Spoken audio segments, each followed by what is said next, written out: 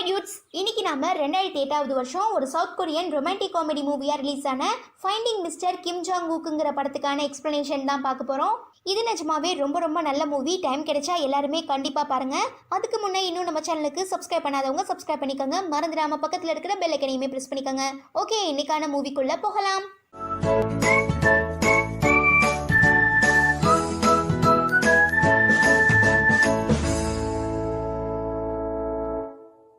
இந்த மூவிக்கான ஓப்பனிங் சீனில் 10 வருஷத்துக்கு முன்னே இந்தியாவுக்கு டூர் வந்திருக்க நம்ம ஹீரோயினான ஜீவான் ரொம்ப நேரமாக யாரையோ வலை வீசி தேடிட்டு இருக்கா.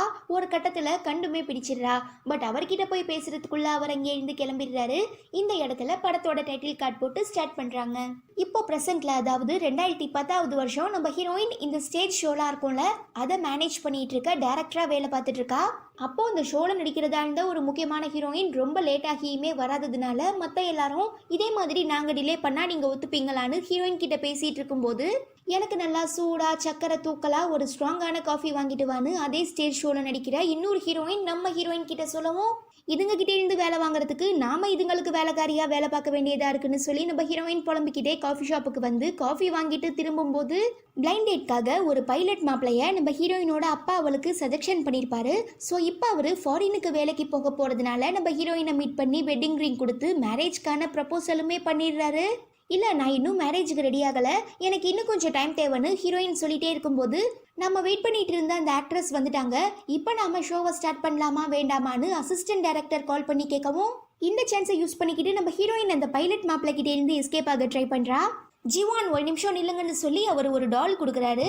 அது என்ன ஏதுங்கிறத கூட பார்க்காம நம்ம ஆளு விட்டா போதுன்னு சொல்லி அதை வாங்கிட்டு நேராக ஸ்டுடியோவுக்கு வந்துடுறா. அங்கே ஸ்டேஜில் பார்த்தோன்னா கிளப் டெஸ்டினின்னு ஒரு போர்டு இருக்குது. அதை பார்க்குற நம்ம ஹீரோயினுக்கு இந்தியாவில் அவள் ஸ்டே பண்ணியிருந்த ஹோட்டல் பேர் ஹோட்டல் டெஸ்டினி. ஸோ 10 வருஷத்துக்கு முன்னே இந்தியாவுக்கு போயிருந்த ஞாபகம் வரவும் ரொம்பவே சோகமாகிடுறா. அடுத்து நமக்கு ஒரு பெரிய டிராவல் ஏஜென்சியில் வேலை பார்த்துட்டு இருக்க நம்ம ஹீரோவான ஹங்கி ஜங்கை தான் காட்டுறாங்க.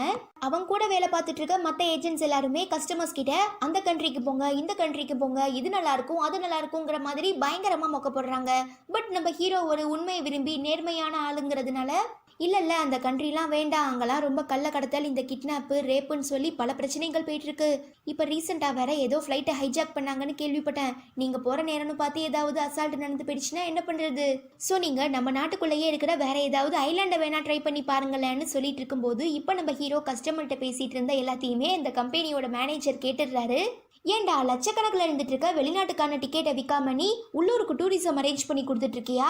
இப்போ கஸ்டமர் உங்ககிட்ட ஏதாவது ஒரு கண்ட்ரியை பற்றி கேட்டாங்கன்னா அந்த நாட்டில் இருக்கிற நல்ல விஷயங்களை மட்டும்தான் சொல்லி அவங்களோட ஆசையை தூண்டிவிட பார்க்கணுமே தவிர மைனஸ் எல்லாம் சொல்லக்கூடாதுடா அப்படின்னு சொல்லி அவங்க உஷாராகிட்டாங்கன்னா கடைசியில் நாம தான் கம்பெனியை இழுத்து பூட்டிட்டு தலையில் துண்டு போட்டு போக வேண்டியதாக இருக்கும்னு மேனேஜர் சொல்ல, என்ன இருந்தாலும் எப்படி சார் போய் சொல்லி டிக்கெட்லாம் விற்க முடியும்? பொய் சொன்ன வைக்கி பிட்ஸா கிடைக்காதுன்னு எங்கள் பாட்டி சொல்லியிருக்காங்க சார்னு ஹீரோ சொல்ல, இதுக்கப்புறம் இவனெல்லாம் கண்டிப்பாக திருத்த முடியாதுன்னு முடிவு பண்ணி அந்த மேனேஜர் நம்ம ஹீரோவை ஏஜென்ட் வேலையிலேருந்து தூக்கிட்டு கைடாக மாற்றிடுறாரு.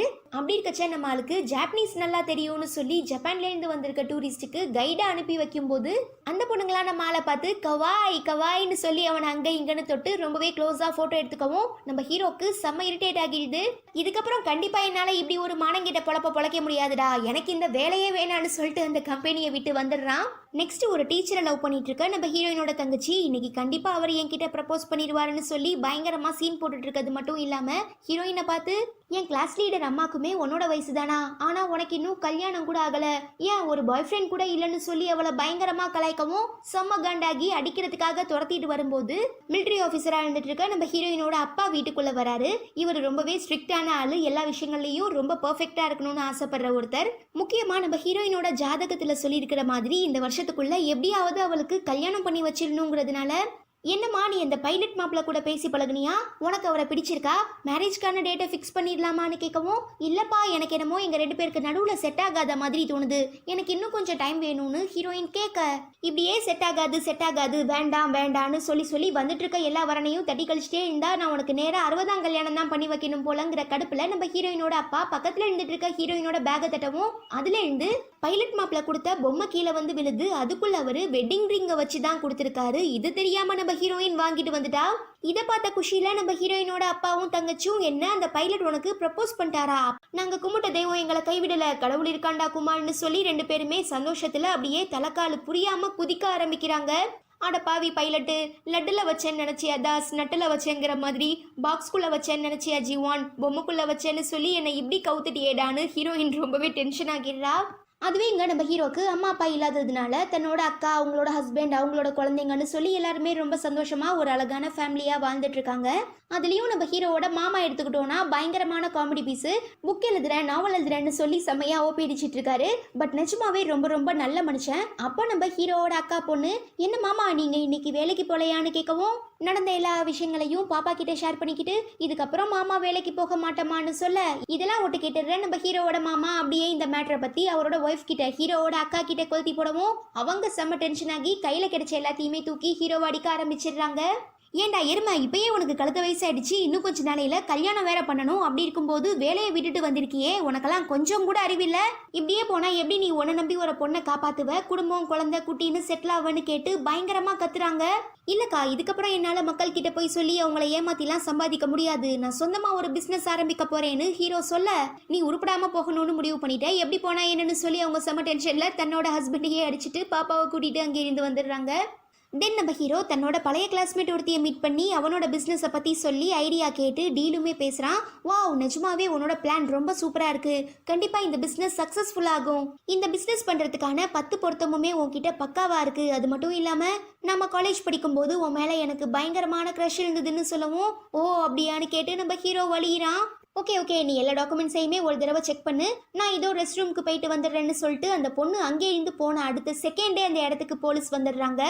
என்னப்பா உனக்கு அந்த யூஜாங்குங்கிற பொண்ணை தெரியுமா, இப்போ அவள் எங்கே போயிருக்கான்னு கேட்கும்போது அவளுமே ரெஸ்ட் ரூமுக்கு போயிட்டு வந்ததும் இந்த போலீஸை பார்த்து உஷாராகி ஹீரோ கிட்ட எதுவும் சொல்லிடாதுன்னு சொல்லிக்கிட்டே தன்னோட பேக்கை தூக்கிட்டு அங்கே இருந்து ஓடிடுறா. அப்புறம் என்ன, நம்ம ஹீரோவை தூக்கி போலீஸ் ஸ்டேஷனில் உட்கார வச்சு, என்ன உனக்கு பிஸ்னஸ் பண்ணுறதுக்கு ஏதாவது ஐடியா சொல்கிறேன்னு சொன்னாலான்னு கேட்கவும் நம்ம ஹீரோ ஆமான்னு சொல்கிறான். இந்த பிஸ்னஸ் பண்ணுறதுக்கான 10 பொருத்தமுமே உன்கிட்ட பக்காவாக இருக்குன்னு சொல்லியிருப்பாளேன்னு கேட்கவும், ஆமாம் சார், காலேஜ் படிக்கும்போது உன் மேலே அவளுக்கு பயங்கரமாக க்ரஷ் இருந்ததா சொல்லியிருப்பாளே. ஆமாம் சார், எப்படி சார் எல்லாத்தையுமே கரெக்டாக சொல்கிறீங்கன்னு ஹீரோ கேட்க, எங்ககிட்டையும் சொன்னாலேன்னு சொல்லிட்டு நம்ம ஹீரோ கூட படித்த எல்லா பசங்களுமே போலீஸ் ஸ்டேஷனுக்கு வந்துடுறாங்க. பிகாஸ் அவள் ஒரு பயங்கரமான சீட்டிங் பேரொலி, தான் கூட காலேஜில் படித்த எல்லா பசங்ககிட்டையுமே பேசி உங்களுக்கு நான் பிஸ்னஸ் பண்ணுறதுக்காக லோன் வாங்கி தரேன், அது பண்ணுறேன் இது பண்ணுறேன்னு சொல்லி அவங்க கையில் வச்சிருக்க காசு எல்லாத்தையுமே பிடுங்கிட்டு விட்டுருவா. ஸோ இதே பிளானோட தான் நம்ம ஹீரோவையுமே மீட் பண்ணியிருப்பா. நல்ல வேலை அவனை போலீஸ் காப்பாற்றிட்டாங்க. பட் அவளால் பாதிக்கப்பட்ட நம்ம ஹீரோ கூட படித்த நிறைய பசங்க போலீஸ் ஸ்டேஷனுக்கு வரவும் நம்ம ஆளுக்கு பப்பி ஷேம் ஆகிடுது. முக்கியமாக அவள் ப்ரொஃபஸர்ஸை கூட விட்டு வைக்கல. அதுலேயும் ஒரு சில முட்டா பசங்க, எங்களுக்கு பணம் திரும்ப வரலைனாலும் பரவாயில்ல, நான் அந்த பொண்ணை உண்மையாக லவ் பண்ணுறேன், ஏன்னா அவள் தான் என்னோட ஃபர்ஸ்ட் லவ், நான் அவளை கல்யாணம் பண்ணிக்க ஆசைப்பட்றேன், ஸோ ப்ளீஸ் எப்படியாவது அவளை என் கூட சேர்த்து வைங்கன்னு சொல்லி ஒருத்தனுக்கு ஒருத்தன் பயங்கரமாக அடிச்சுக்கிறானுங்க. இதெல்லாம் பார்த்துட்டு நம்ம ஹீரோ, கிறுக்கு பசங்களா, பணத்தை கோட்டை விட்டுட்டு இப்படி ஃபர்ஸ்ட் லவ்க்காக அடிச்சுக்கிறீங்களே, அந்த ஃபர்ஸ்ட் லவ்ல அப்படி என்ன தாண்டா இருக்குன்னு கேட்கவும், யாரை பார்த்து நீ என்ன வாழ்த்த கேட்ட, ஃபர்ஸ்ட் லவ்னா என்னன்னே தெரியாதா உனக்குன்னு கேட்டு அவனுங்க நம்ம ஹீரோ கிட்ட சண்டைக்கே வந்துடுறானுங்க. என்ன இவனுங்க பில்டப்லாம் விடுறத பார்த்தா ரொம்பவே பயங்கரமாக இருக்கும் போலயே, அப்படி என்ன இருக்கும் அந்த ஃபர்ஸ்ட் லவ்லன்னு சொல்லி நம்ம ஹீரோ யோசிக்கும் போது தான், பேசாமல் நாம் ஃபர்ஸ்ட் லவ்வை கண்டுபிடிச்சி தர ஏஜென்சி ஸ்டார்ட் பண்ணால் என்ன, கண்டிப்பாக நல்ல வரவேற்பு இருக்கும், இதுவே நல்ல பிஸ்னஸாக பிக்கப் ஆயிரும்னு சொல்லி நம்ம ஹீரோக்கு ஒரு சூப்பரான ஐடியா கிளாஷ் ஆகுது. அப்புறம் நம்ம ஹீரோயின் அந்த பைலட் மாப்பிளையை மீட் பண்ணி நம்ம 2 பேருக்கும் செட் ஆகாதுன்னு சொல்லி வெட்டிங் ரிங்கை திரும்ப அவன்கிட்ட கொடுக்கறதுக்காக ஏர்போர்ட்டுக்கு போயிட்டு இருக்கும்போது, சரி இந்த ரிங் பார்க்க நல்லா இருக்கே, சும்மா போட்டு பார்ப்போமேன்னு சொல்லி விரல்ல போட்டுக்கிறா. பட் அவளால் திரும்ப அதை கழட்ட முடியல. டிரைவர் அண்ணா ப்ளீஸ் என்னை காப்பாத்துங்கன்னு சொல்லி கத்தவும் அவருமே ஒரு இடத்துக்கு கூட்டிட்டு போறாரு. அங்க நம்ம ஹீரோயின் காரை விட்டு இறங்கின உடனே அவளுக்கு அவ 10 வருஷத்துக்கு முன்னால ட்ரிப்புக்காக வந்துடுற நம்ம இந்தியாவோட ஞாபகம் வந்துடுது. கூடவே சேர்ந்து அவள் ஃபர்ஸ்ட் லவ்வோட ஞாபகமுமே வந்துடுது. ஆக்சுவலாக ஸ்டார்டிங்கில் நம்ம ஹீரோயின் இந்தியாவில் ஒருத்தரை தேடிட்டு இருப்பா இல்லையா, அவர் தான் நம்ம ஹீரோயினோட ஃபர்ஸ்ட் லவ்வான கிம் ஜாங் உன் இல்லை கிம் ஜாங் ஓக். ஸோ வீட்டுக்கு வந்த உடனே அவரை ஃபேஸ்புக்கிலலாம் தேடி பார்க்குறா. பட் அவளுக்கு அவரை பற்றின எந்த ஒரு டீட்டெயில்ஸுமே கிடைக்கல. இந்த விஷயம் நம்ம ஹீரோயினோட அப்பாக்குமே தெரிய வருது. முக்கியமாக முதல் நாள் நைட்டே நம்ம ஹீரோயின் பைலட்டை மீட் பண்ணி ரிங்கை கொடுத்து நமக்கு செட் ஆகாதுன்னே சொல்லிட்டு வந்திருப்பா. அதனால இப்போ நம்ம ஹீரோயின் அவங்க அப்பா கண்ணா பின்னான்னு திட்டிட்டு, எவ்வளோ சூப்பரான மாப்பிள்ள இந்த பைலட்டு, அந்த ஆளை வேணான்னு சொல்லிட்டு, நீ வேலைக்கே ஆகாத 10 வருஷத்துக்கு முன்ன பார்த்த ஃபர்ஸ்ட் லவ் தேடிட்டு இருக்கியான்னு கேட்டு ஹீரோயினை அடிக்கிறதுக்காக தெருவா துரத்திக்கிட்டு வராரு. எப்பா ஒரு நிமிஷம் இருப்பா, நான் சொல்றதை கேளுப்பான்னு எவ்வளவோ கெஞ்சு பார்க்குறா. ஆனால் அவர் செம கன்ல இருக்கிறதுனால கையில் செப்பலை தூக்கிட்டு வரவும், ஆத்தி மாட்டினோன்னா கண்டிப்பாக பூஜை நடத்திடுவாருன்னு சொல்லி நம்ம ஹீரோயின் அங்கே இருந்து ஓடும்போது தான் ஹீரோயினோட அப்பா நம்ம ஹீரோவோட ஃபர்ஸ்ட் லவ் ஃபைண்டிங் ஏஜென்சியோட நோட்டீஸை பார்க்குறாரு. கட் பண்ண நம்ம ஹீரோ அவனோட மாமா நாவல்லாம் எழுதுவார்ல, அதே ஆஃபீஸில் ஒரு ஓரமாக டேபிள் சேர்லாம் போட்டுக்கிட்டு அவனுக்கான ஆஃபீஸையுமே ஸ்டார்ட் பண்ணிடுறான். ஆனா இது நம்ம ஹீரோ மாமாவோட பிரைவசியை டிஸ்டர்ப் பண்ற மாதிரி இருக்கிறதுனால, மாமா நீ எதுக்காகவும் கோச்சுக்காத, நான் எப்படியும் 2 கஸ்டமரை கரெக்ட் பண்ணிட்டா போதும், அடுத்து கண்டிப்பா ஒரு ஆஃபீஸ் புதுசா வாங்கிடுவேன்னு ஹீரோ சொல்லிட்டு இருக்கும்போது எதிர்பார்த்த மாதிரியே ஒரு கஸ்டமருமே வராரு. ஆனா அவரு நான் என் ஃபர்ஸ்ட் லவ் கூட ஒரு நாள் தங்குனா மட்டும் போதும்னு சொல்லவும், அட பாவீங்களா கடைசியில என்னை இப்படி ஒரு வேலை பார்க்க விட்டுட்டீங்களேங்கிற மாதிரி ஹீரோ முழிக்கும் போது அடுத்த கஸ்டமர் வராரு. ஆமா நான் எதுக்காக என்னோட ஃபர்ஸ்ட் லவ்வை கண்டுபிடிக்கணும், அவளை மீட் பண்ணணும், அவகிட்ட பேசணும்னு கிறுக்குத்தனமா கேட்கவும், ஐயோ தெரியாம ஒரு பைத்தியக்கார பையக்கிட்ட மாட்டிக்கிட்டோம் போலையேன்னு சொல்லி நம்ம ஹீரோ ரொம்பவே பயந்துட்டு இருக்கும் போதுதான் அங்க வர ஒரு அம்மா என் ஹஸ்பண்டோட ஃபர்ஸ்ட் லவ்வை கண்டுபிடிச்சு தரணும்னு கேக்குறாங்க. வாவ், என்ன ஒரு நல்ல மனசு உங்களுக்கு. உங்களை மாதிரி ஒரு சில நல்லவங்களா இந்த பூமியில இருந்துட்டு இருக்கிறதுனால தான் இன்னும் இங்க மழை பெஞ்சிட்டு இருக்கு மேடம். ஆமா, உங்க ஹஸ்பண்டோட ஃபர்ஸ்ட் லவ்வை கண்டுபிடிச்சதுக்கு அப்புறம் நான் உங்ககிட்ட இன்ஃபார்ம் பண்ணணுமா இல்ல உங்க ஹஸ்பண்ட் கிட்ட இன்ஃபார்ம் பண்ணணுமான்னு ஹீரோ கேட்க, எதுக்கு இன்ஃபார்ம்லாம் பண்ணிக்கிட்டு, கண்டுபிடிச்ச உடனே கத்தம் பண்ணிருங்க, போட்டு தள்ளிடுங்க, அவெல்லாம் உயிரோடவே இருக்க கூடாதுன்னு அந்த அம்மா சொன்னதும் ஹீரோக்கு பக்கோன்னு ஆகிடுது. அட பாவிங்களா, சமூக சேவை மாதிரி ஒரு நல்ல பிஸ்னஸ் பண்ணலான்னு பார்த்தா நீங்க என்ன மர்டர் கேஸ்ல உள்ள அனுப்பி வச்சிருவீங்க போலன்னு நம்ம ஹீரோ ரொம்பவே ஃபீல் பண்ணிட்டு இருக்கும் போதுதான் அங்க நம்ம ஹீரோயினோட அப்பா அவளை கூட்டிட்டு வராரு. இந்தப்பா தம்பி, இந்த பிள்ளையோட ஃபர்ஸ்ட் லவ்வை கண்டுபிடிச்சு கொடுப்பான்னு சொல்லவும், நம்ம ஹீரோ அவரோட பேர் என்ன, நீங்க 2 பேரும் எப்படி மீட் பண்ணீங்கன்னு கேட்கும்போது தான் நம்ம ஹீரோயின் ஃபிளாஷ்பேக் சொல்ல ஆரம்பிக்கிறாங்க. பட் நம்ம ஹீரோக்கு ஹீரோயினோட ஃபர்ஸ்ட் லவ்வோட ஃபேஸ் எப்படி இருக்கும்லாம் தெரியாது இல்லையா. ஸோ தன்னையே அந்த ஃபர்ஸ்ட் லவ்வா கற்பனை பண்ணிக்கு தான் இந்த கதையை கேட்குறான். அதனால தான் நமக்கும் ஹீரோவே அந்த ஃபர்ஸ்ட் லவ் மாதிரி காட்டியிருப்பாங்க. இந்த மாதிரி கரெக்டாக 10 வருஷத்துக்கு முன்னே நம்ம ஹீரோயின் இந்தியாவுக்கு ஃப்ளைட்டில் போயிட்டு இருக்கும்போது அவளுக்கு இந்த ஏரோப்ளைன் சிக்குன்னு சொல்லுவாங்களே, சில பேருக்கு பஸ்ஸில் போனால் வாமிட் வருமே, அந்த மாதிரி ஹீரோயினுக்குமே ஏரோப்ளைன் வந்து ஒத்துக்கலை. ஸோ அவள் ரொம்பவே சிக்காகியிருக்கா. அப்படி இருக்கச்சு தான் ரெஸ்ட் ரூமுக்கு போகிற வழியில் தெரியாமல் அவளோட ஃபர்ஸ்ட் லவ்வையுமே இடிச்சிருப்பா. ஈவன் இப்போ அவள் என்ன சுச்சுவேஷனில் இருக்காங்கிறத புரிஞ்சுக்கிற அவனுமே நம்ம ஹீரோயினை ரொம்ப கேரிங்காக பார்த்துக்கிறான். முக்கியமாக இவங்க 2 பேருமே இந்தியாவுக்கு வந்து லேண்ட் ஆனதுக்கப்புறம் பேசாமல் நம்ம 2 பேரும் ஒன்றா சேர்ந்தே இந்த கண்ட்ரியை எக்ஸ்ப்ளோர் பண்ணலாமான்னு ஃபர்ஸ்ட் லவ் கேட்டிருக்கான். இல்லை ஒருவேளை நம்ம 2 பேரும் திரும்ப மீட் பண்ணணும்னு விதி நிர்ணயிச்சிருந்தா கண்டிப்பாக நம்ம மீட் பண்ணுவோன்னு சொல்லிட்டு நம்ம ஹீரோயின் தனியாக வந்து இந்தியா ஃபுல்லாகவே சுற்றி பார்த்துருக்கா. அவளுக்கு அங்கே ஆட்டோவில் போனது, மக்கள் கிட்ட பேசினது, தெரியாத பாஷையில் பார்கெயின் பண்ணி நிறையவே திங்ஸ்லாம் வாங்கினது ரொம்பவே பிடிச்சிருந்ததா சொல்கிறது மட்டும் இல்லாமல், நான் ஒரு ஹோட்டலில் ஸ்டே பண்ண ரூம் கிடைக்கிறதுக்காக வெயிட் பண்ணிட்டு இருக்கச்சு தான் திரும்ப என்னோட ஃபர்ஸ்ட் லவ்வை அதே ஹோட்டலில் பார்த்தேன். எக்ஸ்ட்ரா ரூம் இல்லாததுனால நாங்கள் 2 பேருமே ஒரே ரூமில் தான் ஸ்டே பண்ணணும்னு நம்ம ஹீரோயின் இது வரைக்கும் ஹீரோ கிட்ட எல்லாத்தையுமே தெளிவாக சொல்லிடுறா. அப்போ நம்ம ஹீரோவோட மாமா, நீ இதுக்கு முன்னால் ட்ராவல் ஏஜென்சியில் தானே வேலை பார்த்த, ஸோ ஹீரோயின் சொன்ன அந்த டேட்டில் யாரெல்லாம் இந்தியாவுக்கு போனாங்கிற டீட்டெயில்ஸை கலெக்ட் பண்ணால் கண்டிப்பாக அவங்க சொல்கிற அந்த கிம்ஜாங்கூக்கை கண்டுபிடிச்சிடலான்னு சொல்லவும், ஐடியாலாம் நல்லா தான் மாமா இருக்குது, ஆனால் இப்போ நான் அந்த கம்பெனியில் வேலை பார்க்காததுனால நான் இப்போ அங்கே போய் ஏதாவது டீட்டெயில்ஸ் கலெக்ட் பண்ணானா அது ரூல்ஸ் அண்ட் ரெகுலேஷனுக்கு அகெயின்ஸ்டாக இருக்கும், நேர்மையானதாக இருக்காதுன்னு சொல்லி நம்ம ஹீரோ அவன் பாட்டும் பேச, இங்கே பாரு நீதி நேர்மைன்னு பார்த்துட்டு இருந்தோன்னா கண்டிப்பாக நம்மளாலலாம் பொழப்பு நடத்த முடியாது மாப்பிள்ள, ஒழுங்காக பொழைச்சிக்க பாருன்னு மாமா சொல்லவும், பழைய ஆஃபீஸில் தனக்கு தெரிஞ்ச ஒரு சிலரை வச்சு நம்ம ஹீரோயின் சொன்ன அந்த டேட்டில் இந்தியாவுக்கு போன எல்லாரோட டீட்டெயில்ஸையுமே வாங்கிடுறான். பட் எந்த யூஸுமே இல்லை, பிகாஸ் அதில் கிம்ஜாங்கூக்கோட பேரும் வயசும் மட்டும்தான் இருக்குது. சரி, நமக்கு கிடைச்ச ஒரு சில டீட்டெயில்ஸை ஹீரோயின் கிட்ட ஷேர் பண்ணலான்னு சொல்லி நம்ம ஹீரோவுமே அவள் வேலை பார்த்துட்டு இருக்க ஸ்டுடியோக்கு போகிறான். ஆனால் அன்னைக்கு நம்ம ஹீரோயின் ரொம்பவே லேட்டாக போனதுனால அசிஸ்டன்ட்ஸ்குள்ள பயங்கரமான சண்டை நடந்திருக்கும். ஸோ ப்ரொடியூசர் அவளை கண்ணா பின்னான்னு திட்டிடுறாரு. இந்த கோவம் எல்லாத்தையுமே நம்ம ஹீரோயின் தன்னை பார்க்கறதுக்காக வந்திருக்க அப்பாவி ஹீரோ மேலே காட்டி, ப்ளீஸ் தயவு செஞ்சு இதுக்கப்புறம் நீ எனக்காக கிம்ஜாங்கூக்கை கண்டுபிடிக்கணும்னு எந்த ஒரு அவசியமுமே இல்லை, 10 வருஷமாக நானே அவனை தேடிட்டு தான் இருக்கேன், ஆனால் இன்னைய வரைக்கும் அவன் எனக்கு கிடைக்கல, அப்படி இருக்கும்போது உனக்கு மட்டும் கிடைச்சிருவானா என்ன, நீ வேணும்னா தாராளமாக எங்கள் அப்பா கொடுத்த டெபாசிட் பணத்தை அப்படியே வச்சுக்கோ, ஆனால் என்ன மட்டும் தொல்லை பண்ணாதுன்னு சொல்கிறா.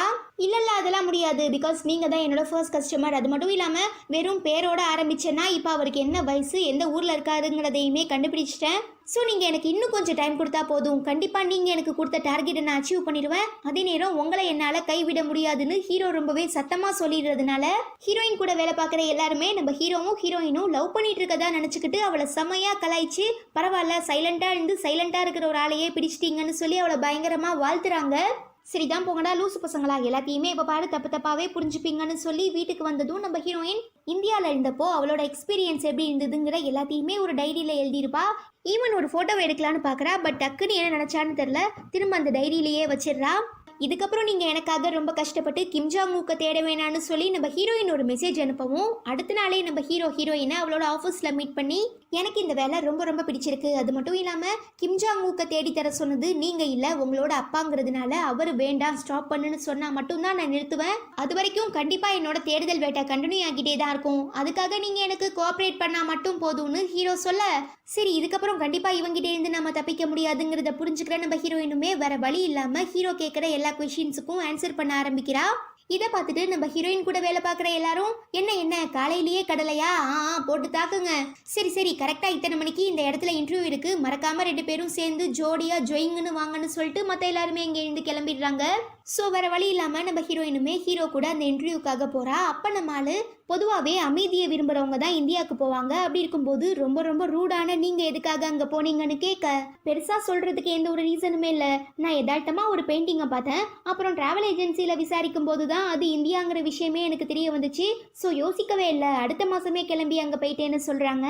தென் நம்ம ஹீரோயின் அந்த முக்கியமான இன்டர்வியூக்குமே போகிறா. அங்கே அவள் இப்போ டைரக்ட் பண்ணிட்டு இருக்க ஸ்டேஜ் ஷோவில் நடிச்சிட்டு இருக்க ரொம்ப யங்கான ஆக்ட்ரஸை தான் எல்லாருமே கொஷின் கேட்குறாங்க, ஃபோட்டோ எடுக்கிறாங்க. ஸோ அவள் கூட நடிக்கிற இன்னொரு சீனியர் ஆக்ட்ரஸை யாருமே கண்டுக்கல. அதனால அவங்க தனியாக உட்காந்துருக்கிறத நோட் பண்ணுற நம்ம ஹீரோயின், வாங்க வாங்க வந்து ஃபோட்டோ எடுத்துக்கோங்கன்னு கூப்பிடுவோம். இப்போ நாங்கள் வந்தால் கண்டிப்பாக ஒருத்தர் கூட என்னை கண்டுக்க மாட்டாங்க, இதெல்லாம் எனக்கு தேவையா? அதெல்லாம் சரி, டேரக்டர் நீங்கள் யாரையோ லவ் பண்ணிட்டு இருக்கீங்கன்னு கேள்விப்பட்டேன், பையன் எப்படி பார்க்குறதுக்கு நல்லா இருப்பானான்னு கேட்குறாங்க. அடையாங்க மேடம் நீங்கள் வேற, எல்லாருமே தப்பு தப்பாக புரிஞ்சுக்கிட்டு கலாய்க்கிறாங்க. நானாவது அவனை லவ் பண்ணுறதாவது, அவனும் அவன் ஆளும் மூஞ்சும் பார்த்தாலே எனக்கு செம்ம இரிட்டேட் ஆகும் தெரியுமா? கண்டிப்பாக அந்த மூஞ்செல்லாம் வியாபாரமே ஆகாதுன்னு சொல்லிட்டு இருக்கும்போது அவள் விட்டுட்டு வந்த பேகை திரும்ப கொடுக்கறதுக்காக வர நம்ம ஹீரோயின் சொன்ன எல்லாத்தையுமே கேட்டு செம்ம அப்செட் ஆகிடுறான். ஸோ அடுத்த நாளே நம்ம ஹீரோவை மீட் பண்ணி சாரி சார் தெரியாமல் பேசிட்டேன் என்ன மன்னிச்சிடுங்கன்னு சொல்லவும், இட்ஸ் ஓகே பரவாயில்ல மேடம், நான் ஜஸ்ட் உங்களுக்கு ஒரு டிடெக்டிவ் தான், ஸோ நீங்கள் எனக்கு கோஆப்ரேட் பண்ணால் மட்டும் போதும்னு சொல்லி 35 வயசுல கிம் ஜாங் ஊக்குன்னு பேர் வச்சிருக்க எல்லாரோட டீட்டெயில்ஸையுமே கலெக்ட் பண்ணி நம்ம ஹீரோ கிட்ட கொடுக்குறான். அதாவது இப்போ இவங்க 2 பேரும் சேர்ந்து அந்த பேப்பர்ல இருக்கிற எல்லாரையுமே பார்க்க போறாங்க. ஃபர்ஸ்ட் ஒரு ஃபுட்பால் பிளேயர், செகண்ட் ஒரு பிளாஸ்டிக் சர்ஜரி பண்ற டாக்டர், தேர்டு ஒரு டிராக்டர் ஓட்டுறவர், ஃபோர்த் ஒரு புத்த துறவின்னு சொல்லி எல்லாரையுமே பார்த்துட்டு வந்துடுறாங்க. ஆனா இவங்கள நம்ம ஹீரோயின் தேடிட்டு இருக்க அந்த கிம் ஜாங் ஊக் இல்ல. என்னப்பா இது இவ்வளோ கஷ்டப்பட்டு தேடியுமே ஒன்று கூட வேலைக்கு ஆகலைன்னு சொல்லி 2 பேரும் ரொம்ப ஃபீல் பண்ணிட்டு ஒரு காஸ்ட்லியான பார்ல உட்காந்து சரக்கடிச்சிட்டு இருக்கச்ச, அப்போ அங்கே வர நம்ம ஹீரோ இதுக்கு முன்ன வேலை பார்த்த அந்த டிராவல் ஏஜென்சியை சேர்ந்த ஒரு சிலர்லாம், என்ன மிஸ்டர் உண்மை விரும்பி நீங்கள் கஷ்டப்பட்டு வேலை தேடிட்டு இருக்கீங்கன்னு நாங்கள் கேள்விப்பட்டோம், உங்களை மாதிரி ரொம்ப நல்லவங்களா இருந்தா கண்டிப்பாக இந்த உலகத்தில் வேலை கிடைக்கவே கிடைக்காது. ஆமாம் எப்படி நீ இவ்வளோ காஸ்ட்லியான பாருக்கு வந்த, ஏதாவது கிட்னியை வித்துட்டியான்னு கேட்டு பயங்கரமாக கலாய்க்கவும், செமையாக சரக்கடிச்சிருக்கிற நம்ம ஹீரோயின் ரொம்ப டென்ஷன் ஆகி, யாரை பார்த்து என்ன வாழ்த்த பேசுறீங்க, அவர் சொந்தமாக ஒரு பிஸ்னஸ் பண்ணிட்டு இருக்காருடா, அவர் தான் ஒரு கம்பெனியோட சிஇஓன்னு சொல்லி நம்ம ஹீரோயின் அந்த மேனேஜரை அடிக்க போயிடுறா.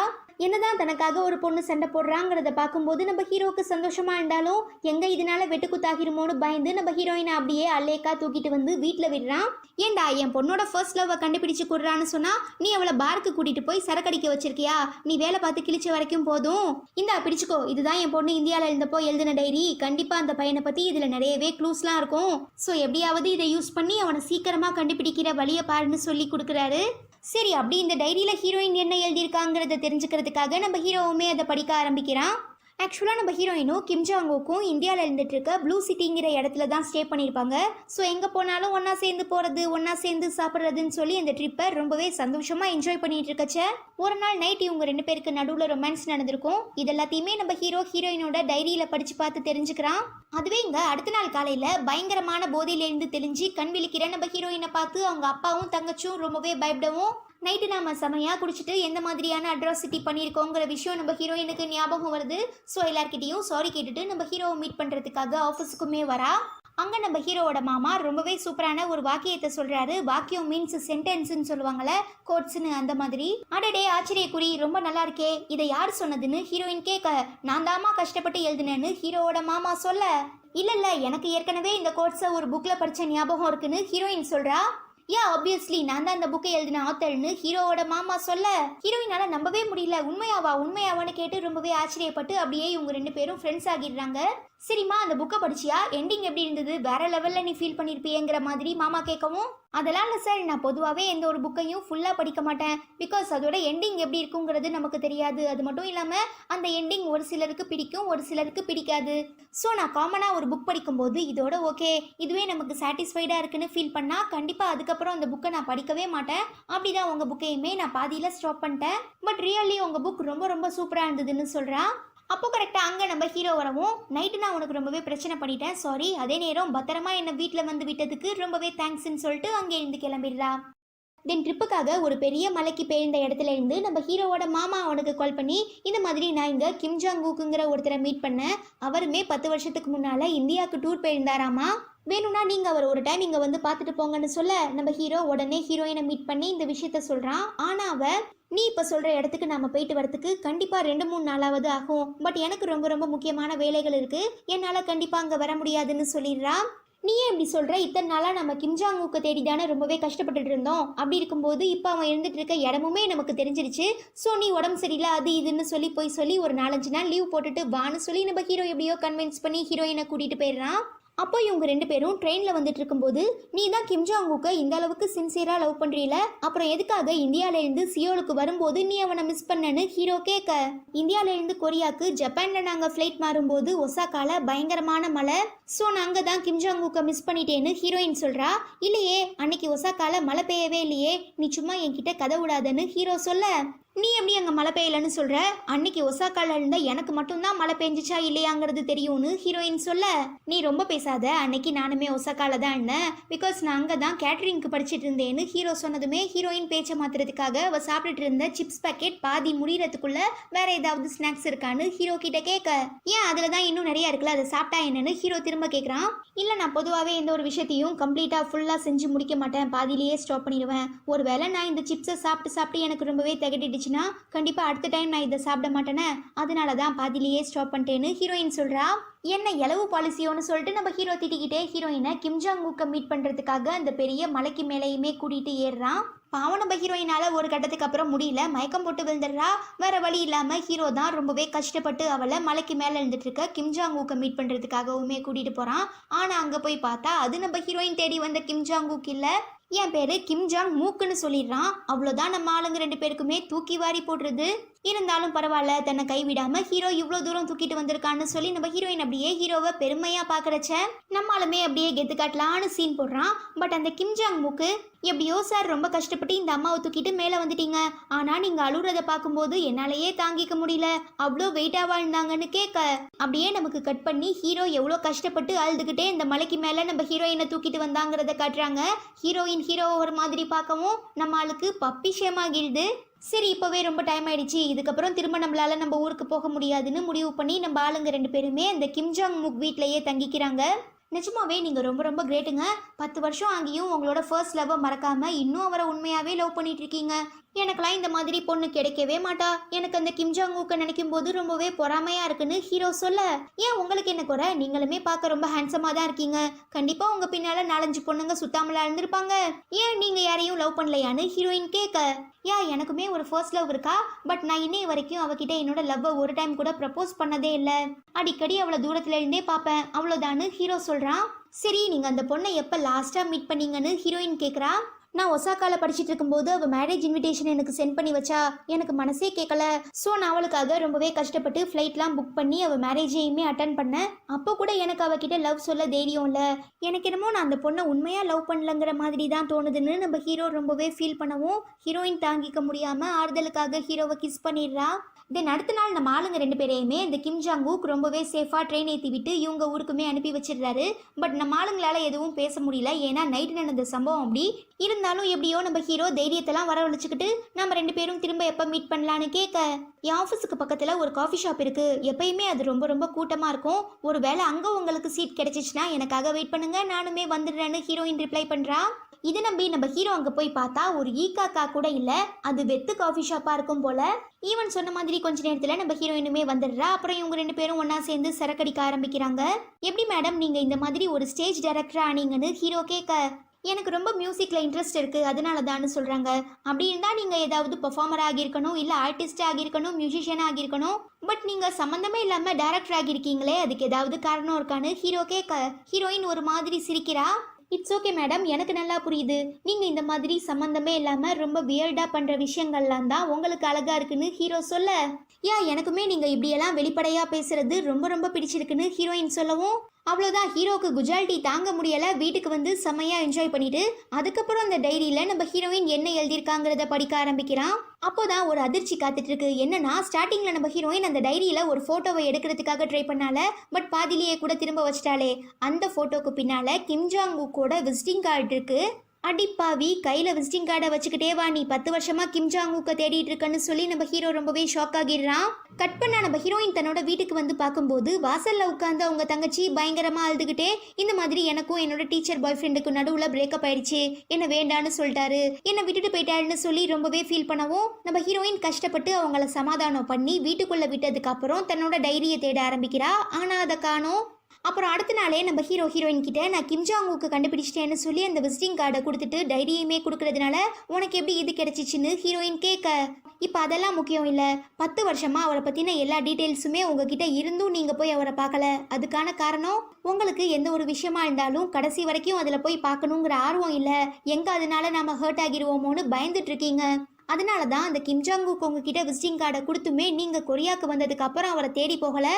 அதாவது நம்ம ஹீரோயினோட மனசுல என்ன ஓடிட்டு இருக்கோம்னா, விதியே ஒருவேளை நானும் கிம் ஜாங் உக்கும் சேரணும்னு நிர்ணயிச்சிருந்தா கண்டிப்பா எவ்வளோ பெரிய தடைகள் வந்தாலும் நாங்கள் 2 பேருமே டெஃபினெட்லி திரும்ப எதிர்ச்சியா மீட் பண்ணுவோன்னு நம்பிட்டு இருக்கா. அதனால தான் நம்ம ஹீரோயின் 10 வருஷமா தாங்கிட்ட கிம் ஜாங் உக்கோட விசிட்டிங் கார்டு இருந்துமே அதை பார்க்காம இருந்திருக்கா. அது மட்டும் இல்லாமல் நம்ம ஹீரோயின் தான் பக்காவாக பிளான் பண்ணி ஒசாக்காலேருந்து சியோலுக்கு வரும்போது வேணுக்குனே கிம் ஜாங் உக்கை மிஸ் பண்ணியிருப்பா. ஸோ இப்போ இது எல்லாத்தையுமே கண்டுபிடிச்சிடல நம்ம ஹீரோ. இங்கே பாருங்க மேடம், லட்டு மாதிரி உங்ககிட்ட ஒரு க்ளூ இருந்துமே நீங்கள் உங்கள் டைமை வேஸ்ட் பண்ணது மட்டும் இல்லாமல் என்னோட டைமையுமே சேர்த்து வேஸ்ட் பண்ணியிருக்கீங்க. இதெல்லாம் தேவையே இல்லாத வேலைன்னு சொல்லிட்டு நம்ம ஹீரோ அங்கே இருந்து கிளம்பும்போது, ஒருவேளை இந்த 10 வருஷத்தில் நானும் கிம் ஜாங் உக்கும் திரும்ப மீட் பண்ணியிருந்தா என்ன ஆகிருக்கும்? பெருசாக எதுவுமே நடந்திருக்காது. அவன் வேலையை பார்த்துட்டு அவன் போயிருப்பான், என்னோட வேலையை பார்த்துட்டு நான் வந்திருப்பேன், அவ்வளோதானே தவிர கண்டிப்பாக எங்கள் 2 பேருக்கு நடுவில் ஒரு ஸ்ட்ராங்கான ரிலேஷன்ஷிப் இருந்திருக்காதுன்னு ஹீரோயின் சொல்ல, உங்களுக்கு அந்த ரிலேஷன்ஷிப் பிடிக்கலனா அதை அப்படியே விட்டுட்டு புதுசாக ஏதாவது ஸ்டார்ட் பண்ண பாருங்கன்னு சொல்லிட்டு நம்ம ஹீரோ அங்கே இருந்து கிளம்பிடுறான். என்னதான் நம்ம ஹீரோயின் 10 வருஷமா கிம் ஜாங் உக்கை நாம கஷ்டப்பட்டு தேடி மீட் பண்ணக்கூடாது, விதியே நம்மளை சேர்த்து வைக்கணும்னு சொல்லி ரொம்பவே ஸ்ட்ராங்காக வெயிட் பண்ணிட்டு இருந்தாலும், இப்போ நம்ம ஹீரோ சொன்ன ஒரு சில விஷயங்கள் அவங்க மனசை ரொம்பவே பாதிச்சிருது. அதனாலேயே கிம் ஜாங் உக்கை மீட் பண்ண எல்லா மொமெண்ட்டுமே நம்ம ஹீரோயினுக்கு ஞாபகம் வரதுனால இப்போ அவள் டைரக்ட் பண்ணிட்டு இருக்க அந்த ஸ்டேஜ் ஷோ மேலே கான்சென்ட்ரேட் பண்ண முடியல. ஸோ அவள் ஒரு சில மிஸ்டேக் பண்ணிடுறதுனால ஸ்டேஜில் பெர்ஃபார்மன்ஸ் பண்ணிகிட்டே இருக்கும்போது அந்த சீனியர் ஆக்ட்ரஸ் மேலே இருந்து கீழே விழுந்து காலில் பயங்கரமாக அடிபட்டுருது. ஸோ நம்ம ஹீரோயினை பிடிச்சி ஜெயிலில் வச்சு இன்வெஸ்டிகேஷன் பண்ண ஆரம்பிச்சிடுறாங்க. இந்த எல்லா விஷயங்களையும் நம்ம ஹீரோ டிவி நியூஸ் மூலமாக பார்த்து தெரிஞ்சுக்கிறாரு. அதே நேரம் நம்ம ஹீரோயினோட அப்பா எப்படியோ போலீஸ் ஸ்டேஷனில் பேசி நம்ம ஹீரோயினை ரிலீஸ் பண்ணி வெளியில் கூட்டிகிட்டு வந்து, உங்கள் அம்மா இறந்து போனதுக்கப்புறம் நான் எவ்வளோ கஷ்டப்பட்டு உன்னையும் உன்னோட தங்கச்சியும் வளர்த்தங்கிறது உனக்கே நல்லா தெரியும். அப்படி இருக்கும்போது நீ கல்யாணம் பண்ணிக்கிட்டு குழந்தை குட்டின்னு செட்டில் ஆகுறத பார்க்க எனக்கு ஆசை இருக்காதா என்ன? ஆனால் நீ அதெல்லாம் விட்டுட்டு எப்போ பாரு ஏதாவது லூசுத்தனமாக பிரச்சனை பண்ணிக்கிட்டே இருக்கன்னு கேட்டு கத்தவும், என்னப்பா நான் ஏதோ பெரிய தப்பு பண்ணிட்ட மாதிரி திட்டிகிட்டு இருக்கீங்க, ஸ்டேஜ் ஷோவில் இந்த மாதிரி ஆக்சிடென்ட் நடக்கிறதெல்லாம் இயல்பு தான், அப்படி இருக்கும்போது இதுக்கு நான் எப்படி பொறுப்பாவேன்னு கேட்டு நம்ம ஹீரோயின் ரொம்ப கோவமாக கிளம்பிடுறா. அதுவே இன்னொரு சைடு நம்ம ஆளு எப்படியாவது ஹீரோயினை மீட் பண்ணிடணுங்கிறதுக்காக அவங்க 2 பேரும் யூஸ்வலாக போகிற எல்லா இடத்துலையுமே தேடி பார்க்குறாரு. பட் நம்ம ஹீரோயினை ரீச் பண்ண முடியலை. ஐ எம் சாரி, என்னை மன்னிச்சிடு, நான் தான் அன்னைக்கு உன்கிட்ட கொஞ்சம் எல்லையை மீறி பேசி உன்னை ஹர்ட் பண்ணிட்டேன், தயவு செஞ்சு என்னை மன்னிச்சிடுன்னு சொல்லி மெசேஜுமே சென்ட் பண்ணிடுறான். தென் அடுத்த நாள் நம்ம ஹீரோவோட ஏஜென்சிக்கு ஒருத்தர் கால் பண்ணி, இந்த மாதிரி நான் இந்தியாவில் என்னோட ஃபர்ஸ்ட் லவ்வை மீட் பண்ணேன், அவளை ஒசாக்கால மிஸ் பண்ணிட்டேன், எனக்காக நீங்கள் தேடி தர முடியுமான்னு கேட்கவும், உங்கள் பேர் என்ன சார்னு ஹீரோ கேட்க, கிம் ஜாங் உக்குன்னு சொல்ல, ஹப்பா எப்படியோ 10 வருஷத்துக்கு அப்புறம் ஹீரோயின் ஆளு கிடைச்சிட்டாங்கிற சந்தோஷத்தில் நம்ம ஹீரோ இந்த விஷயத்தை பற்றி ஹீரோயின் கிட்ட சொல்கிறதுக்காக ஸ்டுடியோக்குமே போகிறான். பட் நம்ம ஹீரோயினோட அசிஸ்டன்ட் ஒருத்தர் ரொம்பவே வேகமாக பதட்டமாக ஓடி வந்து, இந்த மாதிரி நம்ம பிளேல நடிக்க போகிற ஒரு ஆக்ட்ரஸ் வர ரொம்ப லேட் ஆகுமா, பிகாஸ் ஏதோ டிராஃபிக்கில் மாட்டிக்கிட்டாங்களா, எப்படியாவது நாம குறிப்பிட்ட டைம்குள்ளே பெர்ஃபார்மன்ஸை ஸ்டார்ட் பண்ணணும், இல்லைனா நமக்கு இந்த மாதிரி ஒரு நல்ல வாய்ப்பு கிடைக்கவே கிடைக்காதுன்னு சொல்லவும், பாவம் நம்ம ஹீரோயினுக்கு ஒன்றுமே புரியலை. அதே நேரம் இப்போ அந்த ஆக்ட்ரஸ் இடத்துல வேற ஒருத்தரை நடிக்க வைக்கணும்னா அவங்களுக்குமே என்ன ஸ்டெப்பு டான்ஸ் ஆடணும், என்ன பாட்டு பாடணுங்கிற எல்லா விஷயங்களுமே தெரிஞ்சிருக்கணும் இல்லையா. ஸோ யாரை நாம இந்த ஸ்டேஜ் ஷோவில் இந்த ரோலை ப்ளே பண்ண வைக்கிறதுன்னு சொல்லி நம்ம ஹீரோயின் ரொம்பவே கன்ஃபியூஷனில் இருக்கும்போது தான் அந்த சீனியர் ஆக்ட்ரஸ், பேசாம நீ நடிச்சா என்ன, ஏன்னா நீ தான் இந்த பிளேயோட டேரக்டர், அப்படி இருக்கும்போது கண்டிப்பாக உனக்கு அந்த கேரக்டரோட எல்லா டைலாக்ஸு ஸ்டெப்ஸு எல்லாமே தெரிஞ்சிருக்கும், ஒரு தடவை வேணா நீ ட்ரை பண்ணி பாருன்னு சொல்லவும், வேற வழி இல்லை நம்ம ஹீரோயினுமே ட்ரெஸ்லாம் சேஞ்ச் பண்ணிட்டு வந்து அந்த ஆக்ட்ரஸுக்கு பதிலாக நடிக்க ஆரம்பிக்கிறா. இந்த விஷயம் நம்ம ஹீரோக்குமே தெரிய வரவும் செம்ம ஜோஷோட ஹீரோயின் பர்ஃபார்மன்ஸை பார்க்கறதுக்காக போகிறான். ஒரு கட்டம் வரைக்கும் நம்ம ஹீரோயின் நிஜமாவே சூப்பராக பர்ஃபார்ம் பண்ணுறாங்க. பட் டக்குன்னு பதட்டத்தில் நடுவில் ஒரு இடத்துல மிஸ் ஆகிடுது. நல்ல வேலை, கரெக்டாக அந்த சீனியர் ஆக்ட்ரஸ் உள்ள பூந்து நம்ம ஹீரோயினோட பர்ஃபார்மன்ஸை காப்பாற்றிடுறாங்க. ஃபைனலாக அந்த டீம் எக்ஸ்பெக்ட் பண்ணதை விட நம்ம ஹீரோயினோட பெர்ஃபார்மன்ஸ் வேற லெவலில் தாறுமாறாக இருந்ததுனால எல்லாருமே ரொம்ப ஆச்சரியப்பட்டு குஷியாகிடுறாங்க. முக்கியமாக நம்ம ஹீரோ. அப்புறம் நம்ம ஹீரோயின் அந்த சீனியர் ஆக்ட்ரஸை மீட் பண்ணி நீங்கள் ஐடியா கொடுத்ததுக்கு ரொம்பவே தேங்க்ஸ்ன்னு சொல்லவும், ஆமாம் ஃபர்ஸ்ட் டைம் இப்போ தான் நீ ஸ்டேஜில் பெர்ஃபார்ம் பண்ணியிருக்க, எப்படி இருந்தது எக்ஸ்பீரியன்ஸ்னு ஆக்ட்ரஸ் கேட்க, நானுமே ரொம்ப பயமாக இருக்குன்னு தான் நினச்சிட்டு இருந்தேன், பட் நான் எக்ஸ்பெக்ட் பண்ணதை விட ரொம்பவே ஜாலியாக ஃபன்னாக இருந்ததுன்னு ஹீரோயின் ரிப்ளை பண்ணுறா. ஆமாம், இதே மாதிரி தான் வாழ்க்கை. நம்ம எந்த விஷயத்தை நினச்சி ரொம்பவே பயப்படுறோமோ அது நிஜமாவே ரொம்ப ஈஸியாக ஜாலியாக தான் இருக்கும். ஸோ நம்ம எந்த சான்ஸையுமே மிஸ் பண்ணிடக்கூடாது. எதுவாக இருந்தாலும் ஆனதை பார்த்துக்கலான்னு சொல்லி இறங்கி அடிக்கணும். ஸோ உனக்கு நான் இப்படி ரொம்பவே ப்ரீஷியஸான அட்வைஸ் கொடுக்குறேன்னு, நீயுமே எனக்கு லைஃப் லாங் நன்றியோடு இருக்கணும்னு சொல்கிறாங்க. நம்ம ஹீரோயினுமே சரிங்க மேடம்னு ரிப்ளை பண்ணிடுறா. இதெல்லாம் விட முக்கியமாக இத்தனை நாளாக நம்ம ஹீரோயினோட பிளேல நடித்த அந்த ரொம்பவே யங்கான ஒரு ஆக்ட்ரஸை தானே எல்லாருக்குமே பிடிக்கும். அவகிட்ட தானே ஆட்டோகிராஃப், ஃபோட்டோகிராஃப், அப்புறம் வீடியோலாம் எடுப்பாங்க. பட் இப்போ இந்த பெர்ஃபார்மன்ஸுக்கு அப்புறம் அந்த சீனியர் ஆக்ட்ரஸ் ரொம்ப ரொம்ப ஃபேமஸ் ஆகிடுறாங்க. இதெல்லாம் பார்க்குற நம்ம ஹீரோயினுக்கு ரொம்பவே சந்தோஷமாக இருக்குது. எப்படியோ அவங்க ஆசைப்பட்ட மாதிரி நடந்துருச்சுன்னு சொல்லி அப்படியே இறங்கி வரச்சு தான் அங்கே நம்ம ஹீரோயினுக்காக பொக்கே வச்சுட்டு வெயிட் பண்ணிகிட்டு இருக்கான். இந்த மாதிரி உங்களை தேடித்தர சொல்லி எனக்கு கிம் ஜாங் உக் கால் பண்ணாரு. நானுமே உங்களை பற்றின எல்லா டீட்டெயில்ஸையுமே கொடுத்துட்டேன். ஸோ நீங்கள் கரெக்டாக நாளைக்கு காலையில் அவரை போய் ஏர்போர்ட்டில் மீட் பண்ணுங்கன்னு ஹீரோ சொல்ல, ஹீரோயின் ஒரு மாதிரி ஆகிடுறா. தென் நம்ம ஆளு நேராக கிளம்பி இதுக்கு முன்னே வேலை பார்த்துட்டு இருந்த அந்த ட்ராவல் ஏஜென்சிக்கு வந்து, இந்த மாதிரி நான் இந்தியாவுக்கு போகணும், அதுக்கு பேக்கேஜ் செலவு எவ்வளோ ஆகும்னு கேட்கவும், என்னப்பா கல்யாணத்துக்கு முன்னாலேயே கேர்ள் ஃப்ரெண்ட் கூட சேர்ந்து ஹனிமூனுக்கு போக போறியான்னு கேட்டு அந்த மேனேஜர் செமையாக கலாய்க்கிறாரு.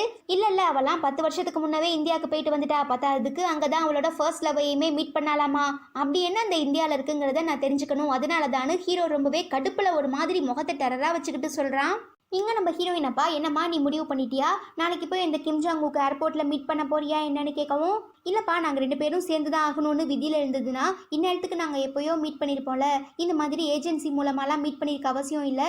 ஸோ எனக்கு என்னமோ அவர் எனக்காக பிறந்தவர் மாதிரி தெரியலை, எனக்கு யோசிக்க டைம் வேணுங்கிற மாதிரி சொல்லிக்கிட்டே வீட்டிலேருந்து வெளியில் வரும்போது நம்ம ஹீரோயின் தங்கச்சி லவ் பண்ணிட்டு இருக்க அந்த டீச்சர் டக்குன்னு மண்டி போட்டு, என்னை தயவு செஞ்சு மன்னிச்சிரு, நான் உண்மையாக உன்னை லவ் பண்ணுறேன், அன்னைக்கு உன்கிட்ட ப்ரப்போஸ் பண்ணலான்னு தான் நினச்சேன், பட் ஒருவேளை எங்கே நீ என்னை ரிஜெக்ட் பண்ணிடுவியோன்னு நான் ரொம்பவே பயந்துட்டேன், அதனால தான் கன்ஃபியூஷனில் அன்னைக்கு நான் பிரேக்கப்னு சொல்லிட்டு போயிட்டேனே தவிர சீரியஸாக நான் இப்போ வரைக்கும் உன்னை உண்மையாக தான் லவ் பண்ணிட்டு இருக்கேன்னு ஹீரோயின் கிட்ட மாற்றி ப்ரப்போஸ் பண்ணிடுறாரு.